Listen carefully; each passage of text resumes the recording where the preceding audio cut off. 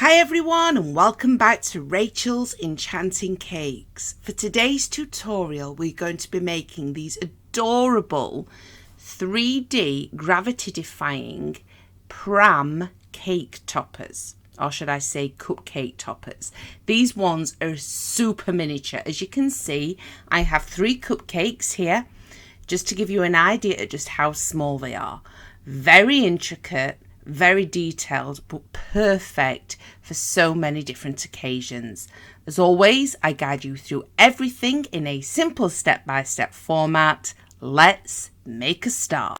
Here I am using the Patchwork Cutters Make Pram set, and I will be using the smaller elements out of the set. Take both of the small prams, place this directly onto a thin piece of modelling paste and simply push down the cutters. Now remove the excess modelling paste before releasing each pram from the cutter. Using some white modelling paste and both of the prams, simply repeat that process, but this time only take away the small white rim.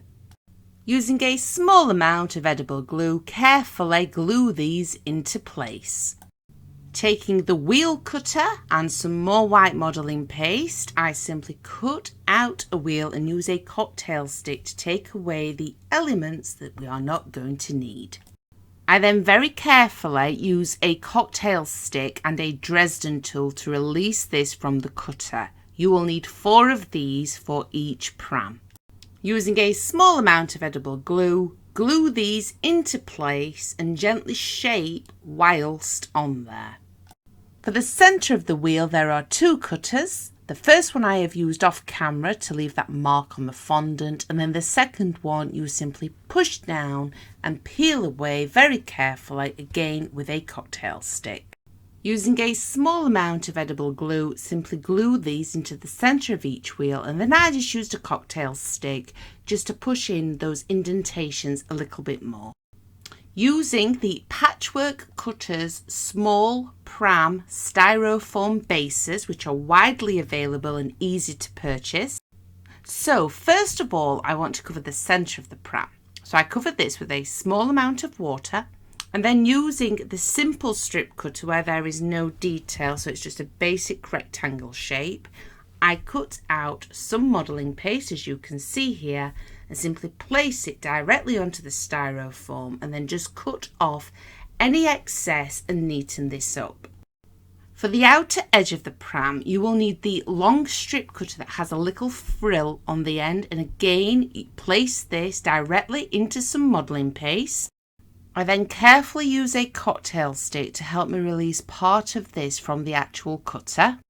Again, using a small amount of water, I then simply apply this to the outer edge of the pram and just neaten it up and trim down. Once the sides of the pram have been left to set overnight, I then simply glue these directly to the styrofoam using some Royal Icing.